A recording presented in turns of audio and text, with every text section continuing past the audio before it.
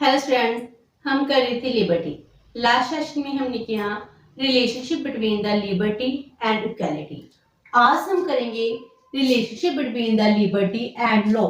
Liberty and law, इन दोनों में क्या रिलेशनशिप है। लिबर्टी एंड लॉ का रिलेशनशिप भी हम करेंगे नेगेटिव व्यू में एंड पॉजिटिव व्यू में, जैसे लिबर्टी एंड इक्वालिटी का किया था। लाइक दिस, लॉ में और लिबर्टी में दोनों तरह का रिलेशनशिप है, पॉजिटिव भी और नेगेटिव भी। लिबर्टी का मीनिंग क्या होता है कि हमको फ्रीडम मिलनी चाहिए, एक ह्यूमन की कंडक्ट के ऊपर रिस्ट्रिक्शंस ना लगाई जाए ताकि वो अपनी ओवरऑल डेवलपमेंट कर सके। जब हम लॉ की बात करते हैं, लॉ का मीनिंग क्या होता है कि सब चीजों को ऑर्डर में रखना। एक ह्यूमन को फ्रीडम तो है लेकिन वो अपनी लिमिट में रहे, उसकी फ्रीडम के ऊपर रिस्ट्रिक्शंस लगाई जाएं जिससे सोसाइटी में कुछ भी डिस्टर्बेंस क्रिएट ना हो। तो लिबर्टी एंड लॉ का रिलेशनशिप कैसा है? तो पहले हम कर रहे हैं negative view regarding relationship between the liberty and law. इसका फर्स्ट मीनिंग है meaning of liberty and law. इसका मीनिंग है कि लिबर्टी में हम कह रहे हैं एब्सेंस ऑफ रिस्ट्रिक्शंस, कोई भी रिस्ट्रिक्शंस, कोई भी जंजीरें नहीं बांधी गई हैं एक इंसान को, वो जो चाहे वो कर सकता है। ही इज बोर्न फ्री, वो फ्री पैदा हुआ है और फ्री ही रहेगा। इस नेचर ने उसको कोई जंजीरों में नहीं बांधा है, इसीलिए उसके कंडक्ट के ऊपर भी रिस्ट्रिक्शंस नहीं लगाई जानी चाहिए। जब हम लॉ की बात करते हैं, लॉ का मीनिंग ही क्या होता है? रिस्ट्रिक्शन पे रिस्ट्रिक्शंस इम्पोज कर दो, जितनी रिस्ट्रिक्शंस हो सकती हैं वो लगा दो, क्योंकि लॉ तो यही चाहता है कि सभी चीजें ऑर्डर में हो। अगर एडमिनिस्ट्रेशन रन करना है, इसके लिए लॉ बनाए जाएंगे। लॉ किसके लिए होंगे? ताकि चीजें डिस्टर्ब ना हो, हर एक चीज अपने आप स्मूथ वर्किंग करे, इसीलिए हमारे ऊपर रिस्ट्रिक्शंस लगाई जाती हैं। ऐसे अगर हम ट्रैफिक रूल की बात करें, हमारा मन चाहे हम जिधर भी जाए, लेकिन हमारा लॉ कहता है आपको लेफ्ट साइड ही चलना। अगर मेरा मन करेगा मैं राइट साइड चल सकती हूँ, मुझे फ्रीडम दी गई है तो मैं राइट साइड चलना स्टार्ट कर दूंगी, तो इसके ऊपर मेरा चलान हो जाएगा। मेरे ऊपर क्या लगा दी? रिस्ट्रिक्शंस लगा दी। रिस्ट्रिक्शंस क्यों लगाई हैं? ताकि हमारा वेलफेयर हो सके। लेकिन किसी ना किसी वे से रिस्ट्रिक्शंस तो लगे हैं ना, चाहे वो पॉजिटिव है चाहे नेगेटिव है। तो लॉ का मीनिंग क्या होता है? रिस्ट्रिक्शंस को इंपोज करना। लेकिन अगर हम इनको देखें, जी कॉन्ट्राडिक्टरी मीनिंग हो गया, नेगेटिव मीनिंग हो गया लॉ का। अगर हम लॉ का पॉजिटिव मीनिंग लेंगे तो पॉजिटिव मीनिंग के अकॉर्डिंग दोनों का अच्छा रिलेशनशिप आएगा। Negative meaning of liberty and negative meaning of law, ये दोनों क्या हैं? आपस में ऑपोजिट है। लिबर्टी के दो एस्पेक्ट थे, पॉजिटिव एंड नेगेटिव। उसी तरह लॉ के भी दो एस्पेक्ट्स हैं, पॉजिटिव एंड नेगेटिव। अगर हम नेगेटिव लॉ देखें, नेगेटिव मीनिंग में यही होता है कि एक इंसान को फ्रीडम नहीं दी।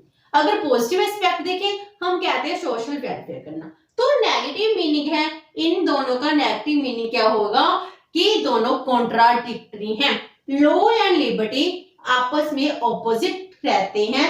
अगर हमारे ऊपर लॉ लग जाएगा तो लिबर्टी कटेल हो जाएगी, अगर लिबर्टी चाहते हैं तो लॉ को खत्म करना पड़ेगा, इसीलिए दोनों को ऑपोजिट मीनिंग है। Number 2, loss required curtailment of liberty. हम चाहते हैं कि लॉ बने रहें। अगर हम चाहते हैं कि एडमिनिस्ट्रेशन स्मूथ वर्किंग करे, इसके लिए क्या जरूरी है कि आपकी लिबर्टी को खत्म कर दिया जाए, कर्टेल कर दिया जाए, क्योंकि लॉ का पर्पस ही यही है। Law things must be in order, सब कुछ स्मूथ वर्किंग में चले। अगर स्मूथ वर्किंग में चलेगा तो आपकी लिबर्टी कर्टेल हो जाएगी। सरकार आप पर रिस्ट्रिक्शंस इंपोज करती है, चाहे किसी भी टाइप की हो, आपके अपनी नीड्स के अकॉर्डिंग हो, चाहे फिर वो नीड्स के अकॉर्डिंग ना हो। जैसे लॉकडाउन था, लॉकडाउन के ऊपर हमारे ऊपर कितनी रिस्ट्रिक्शंस लगा दी कि हमें घर से बाहर नहीं निकलना, हमें घर से बाहर तक निकलने नहीं दिया गया। हमारे कोई भी जरूरत है उसके ऊपर भी रिस्ट्रिक्शंस लगा दी गई। अगर हम चाहे किसी भी काम पे जाएं, उसके लिए भी कहते थे आपको घर के अंदर ही रहना है, तो अब भी रिस्ट्रिक्शन है कि मास्क पहनकर ही जाना है। तो लोग क्या कर रहे हैं? हमारी लिबर्टी को कर्टेल कर रहा है। चाहे हमारे बेनिफिट के लिए है, लेकिन एक तरह से इन्होंने हमारी लिबर्टी कर्टेल कर दी है। अगर हम ये काम नहीं करते जो हमें लॉ कहता है, तो हमारे ऊपर पनिशमेंट लग जाती है, हमें फाइन इंपोज होना शुरू हो जाता है। इसीलिए लॉ हमेशा ही क्या करता है, हमारी लिबर्टी को खत्म कर देता है, कर्टेल कर देता है। जब दोनों में आता है, लिबर्टी और लॉ में चॉइस आती है, तो लॉ ही हमेशा जीतता है, लिबर्टी को कर्टेल करना पड़ता है। कभी भी ऐसा नहीं हुआ कि लिबर्टी के लिए लॉ को हारना पड़े, बल्कि लिबर्टी को हमेशा झुकना पड़ता है, लॉ हमेशा जीतता है। इसीलिए कहते हैं अगर हम लॉ चाहते हैं तो लिबर्टी को कर्टेल करना ही पड़ेगा। Next one is state laws are necessary even. जो अनार्किस्ट हैं वो यही कहते हैं स्टेट ने शुरू से ही इंसान की फ्रीडम पर रिस्ट्रिक्शंस इंपोज किए हैं, वो जो करना चाहता उसको नहीं करने दिया जाता। इसीलिए वो तो यही चाहते हैं स्टेट ही को ही खत्म कर दो। अगर स्टेट नहीं होगा तो लॉ भी नहीं होंगे, अगर लॉ नहीं होगा तो एक ह्यूमन के कंडक्ट के ऊपर रिस्ट्रिक्शंस भी इंपोज नहीं होंगी। इसीलिए वो किस चीज की फेवर करते हैं कि स्टेट को ही खत्म कर दो, क्योंकि स्टेट ही नेसेसरी इविल है। जितनी भी बुराइयां हैं ना, जिसके वजह से एक इंसान की डेवलपमेंट नहीं हो पा रही, वो स्टेट है। स्टेट ही क्या कर रहा है, हम लोगों के साथ डिस्क्रिमिनेशन कर रहे हैं। जे कुछ लोगों को फेवर करते हैं, जो एलीट क्लास है उनकी फेवर भी स्टेट करता है। पुअर पीपल के साथ इनजस्टिस कौन करता है, स्टेट करता है। इसीलिए अनार्किस्ट क्या कहते हैं, स्टेट को खत्म ही कर दो। अगर स्टेट नहीं होगा तो हर एक पर्सन को लिबर्टी मिल जाएगी, वो जो चाहे जैसा चाहे वैसा कर सकता है, उसके ऊपर किसी भी तरह की कोई भी रिस्ट्रिक्शंस नहीं लगाई जानी चाहिए। तो ये दोनों ऑपोजिट है एक दूसरे के। Next one is liberty and sovereignty can not coexist. दोनों साथ साथ नहीं चल सकते। अगर लिबर्टी चाहते हो तो लॉ नहीं होगा, अगर लॉ चाहते हो तो लिबर्टी नहीं होगी। दोनों का साथ रहना बहुत मुश्किल है। जैसे कहावत है ना, एक म्यान में दो तलवारें नहीं रह सकती, लाइक दिस। एक म्यान में दोनों चीजें नहीं रह सकती, लिबर्टी और लॉ दोनों साथ नहीं चल सकते, दोनों को अलग अलग ही रहना होगा। अगर लिबर्टी को प्रेफर करोगे तो लॉ नहीं होंगे, अगर लॉ को प्रेफर करोगे तो लिबर्टी नहीं होगी। एक की डेवलपमेंट दूसरे की डिग्रेडेशन, ये जरूरी है, क्योंकि स्टेट सॉवरिन है। अगर स्टेट सॉवरिन होगी, सॉवरेंटी के पास जितने भी लॉ होंगे, हम सबके ऊपर क्या होंगे, वो लॉ इंपोज होते हैं। जब एक स्टेट सॉवरिन है तो इंडिविजुअल सॉवरेंटी कहां गई, खत्म होगी। आज के टाइम में हम सोचते हैं कि हम भी सॉवरेन हैं, हम जो कहते हैं हम अपनी मर्जी से अपने तक नहीं वो कर सकते, हमारी मर्जी के साथ हम अपने डिसीजन नहीं ले सकते, हमारे ऊपर बहुत सारी रिस्ट्रिक्शंस इंपोज कर दी जाती हैं। जो मैं चाहूं जैसा चाहूं वैसा नहीं कर सकती। अगर मैं एक ट्विटर पर कुछ भी पोस्ट कर दूं, उसके ऊपर भी स्टेट आ जाती है। तो क्या है, इंडिविजुअल सॉवरेंटी कहां गई, खत्म हो गई। मैं सोशल मीडिया, मेरा अकाउंट है, अगर उस पर मैं कोई भी पोस्ट डाल दूं, उसके ऊपर भी स्टेट लॉज आ गई। इट मींस क्या हो गया, स्टेट लॉ क्या कर रहे हैं, स्टेट लॉ इंडिविजुअल की सॉवरेंटी को खत्म करते हैं, उसको फ्रीडम नहीं दे रहे। वो जो बोलना चाहते हैं उसको स्पीच की फ्रीडम खत्म कर दी। वो जो करना चाहते हैं डेमोन्स्ट्रेशन के अगेंस्ट, स्टेट की पॉलिसी के अगेंस्ट कुछ कहना चाहते हैं, तो उनकी आवाज बंद कर दी जाती है। तो स्टेट लॉस क्या है, हम कहते हैं स्टेट लॉ से होगा लिबर्टी इंक्रीज होगी, लेकिन स्टेट लॉ कहीं ना कहीं क्या कर रहे हैं, इंडिविजुअल की सॉवरेंटी को खत्म कर देते हैं, क्योंकि ये कहते हैं स्टेट इज सुप्रीम। जो स्टेट कहेगी उन लॉ सब लोगों को वो ही मानना पड़ेगा। इसके अकॉर्डिंग तो ये हो गया कि जो पर्सन्स है, जो सोसाइटी है, उसकी वैल्यू खत्म हो चुकी है। स्टेट जो कुछ कहता है, जो कुछ करता है, वो ही सब कुछ है। तो इसका मीनिंग, जो सोसाइटी से स्टेट बना है, जिस सोसाइटी ने स्टेट को जन्म दिया है, आज वो स्टेट सुप्रीम बन गया और वो सोसाइटी क्या होगी, उसकी सर्वेंट बनकर रह गई है। तो स्टेट जो कुछ कहता है वो सोसाइटी को वो ही मानना पड़ता है। इसीलिए हम कहते हैं liberty and laws are opposite. आज के टाइम में हम यही देख रहे हैं, हमारे अकाउंट्स हैं जो कुछ भी है उसके ऊपर स्टेट के लॉ चल रहे हैं।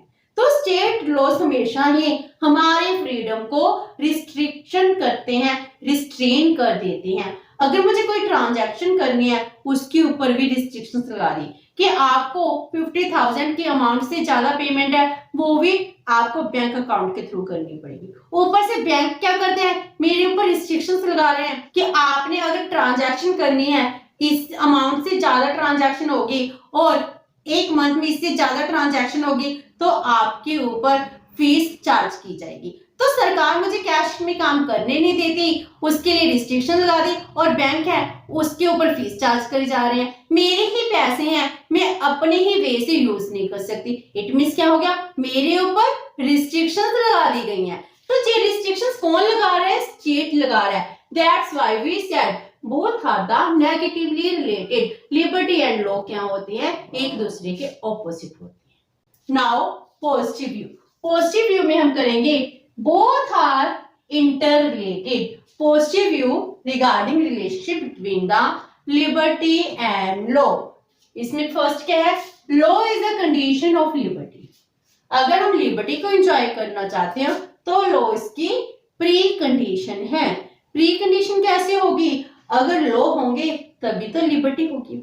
हमारे देश के जो लॉ हैं वो लॉ हमारी लिबर्टी को प्रोटेक्ट भी करते हैं और प्रमोट भी करते हैं।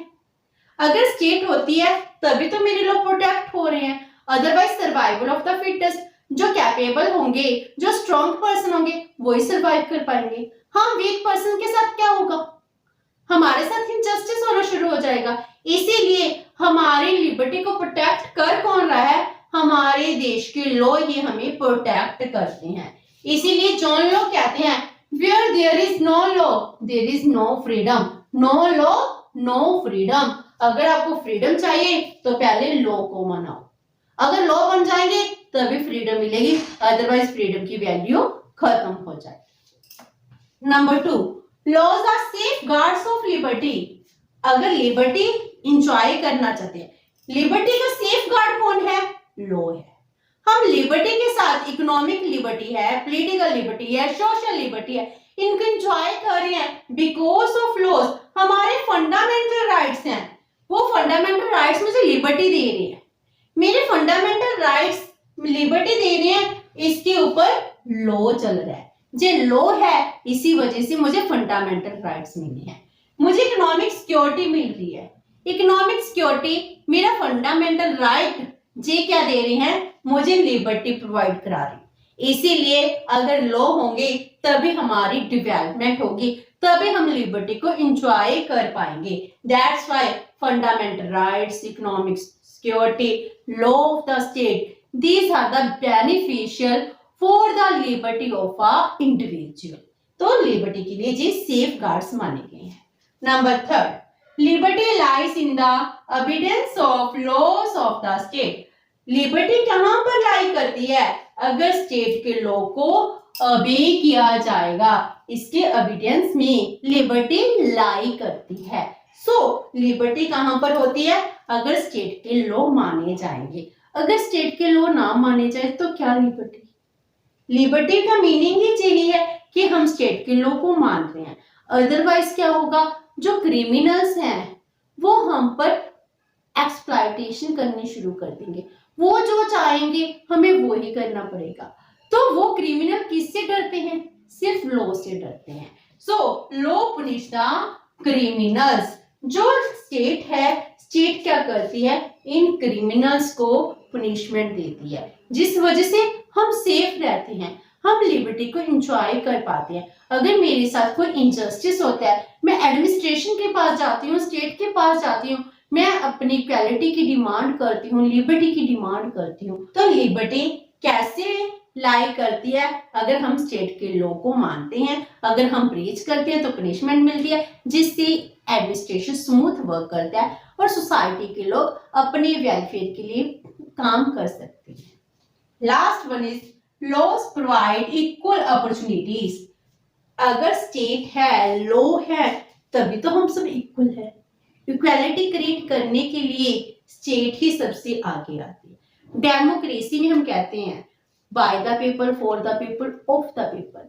अगर ऑफ का पीपल है, लोगों की है, तो लोगों को मौका भी देना चाहिए, उनको अपॉर्चुनिटी देनी भी चाहिए, पॉलिटिकल फ्रीडम भी देनी चाहिए, इकोनॉमिक फ्रीडम भी देनी चाहिए। इसीलिए अगर हम इक्वल अपॉर्चुनिटीज की बात कर रहे हैं तो हर एक जगह इक्वल अपॉर्चुनिटीज मिलनी चाहिए। तो डेमोक्रेटिक कंट्रीज में तो लॉ सबसे इंपॉर्टेंट है। अगर हम चाहते हैं डेमोक्रेसी अच्छे से वर्क करे, अगर लॉ होंगे तभी तो डेमोक्रेसी की वर्किंग सही होगी, तभी तो सभी लोग इक्वल राइट रख पाएंगे, इक्वल राइट के साथ जी पाएंगे। मोनार्की होगी, डिक्टेटरशिप होगी, क्या सबको इक्वल राइट मिलेगा? नहीं मिलता। उसमें लोग किसकी फेवर करते हैं? कुछ डेस्पोटिक पर्सन है उनको फेवर करेंगे, लोगों को फेवर नहीं करते। लेकिन डेमोक्रेटिक कंट्रीज में लोगों को फेवर करते हैं, जो लोग कहते हैं वैसा ही किया जाता है, वैसा ही होता है। सो डेमोक्रेटिक कंट्रीज में लॉ इक्वल अपॉर्चुनिटी देता है। इसमें स्पेशल प्रिविलेज भी दी गई है। अगर कोई पर्सन वीक है उसको स्पेशल प्रिविलेज देनी चाहिए। इससे क्या होगा, हम सब में एक सिक्योरिटी आ जाएगी, हमें भी कॉन्फिडेंस आ जाएगा, कैपेबिलिटी इंक्रीज हो जाएगी। इक्वल अपॉर्चुनिटी मिल रही है, लिबर्टी मिल रही है, इसका मीनिंग ये नहीं है कि हम इकोनॉमिक स्टेटस के बेस पर हायर पर्सन को प्रिविलेज दे रहे हैं। इसका मीनिंग है जो डाउनवर्ड रह गए हैं, जो ऊपर नहीं उठ पाए हैं, उनको प्रिविलेज दी जाए ताकि हम सबको इक्वल कर दिया जाए। इसीलिए स्पेशल प्रिविलेज का मीनिंग है जो हमारा weaker section of the society है उसको एम्पावर करना, जिससे क्या होगा, इक्वालिटी इंक्रीज कर जाएगी। तो लॉज हमें इक्वल अपॉर्चुनिटीज देती है। तो हम यही कह सकते हैं लॉ होंगे तभी जाकर एक इंसान को फ्रीडम मिलेगी, वो लिबर्टी को एंजॉय कर पाएगा। लिबर्टी तभी एंजॉय होती है अगर हर एक के ऊपर एक पॉजिटिव रिस्ट्रिक्शंस लगाई जाए। पॉजिटिव रिस्ट्रिक्शंस बहुत अच्छी होती है, अगर नेगेटिव रिस्ट्रिक्शंस लग जाएंगी तो अनार्की फैल जाएगी, हम क्या होंगे, स्टेट के अंगेंस्ट हो जाएंगे। इसीलिए जरूरत है स्टेट जो भी हमारे लिए करती है वो पॉजिटिवली करना चाहिए। अगर पॉजिटिव रिस्ट्रिक्शंस होंगी तो सोसाइटी का कोऑपरेशन उसको मिलेगा, जिससे सबकी डेवलपमेंट होगी। तो लिबर्टी एंड लॉ में हम यही कह सकते हैं कि ये दोनों आपस में पॉजिटिवली रिलेटेड हैं। अगर लॉ सोसाइटी के वेलफेयर के लिए बनाए जाए तो इससे सबको फ्रीडम मिलती है, लिबर्टी मिलती है, इक्वालिटी होती है एंड जस्टिस क्रिएट होती है। फिर दिस हमारा लिबर्टी का टॉपिक कंप्लीट होता है। होप सो कि आपको समझ आ गया होगा। अगर आपकी कोई क्वेरी है तो post it in the comment box, and video अच्छी लगी तो please like and share with your friends. Thank you so much and have a nice day.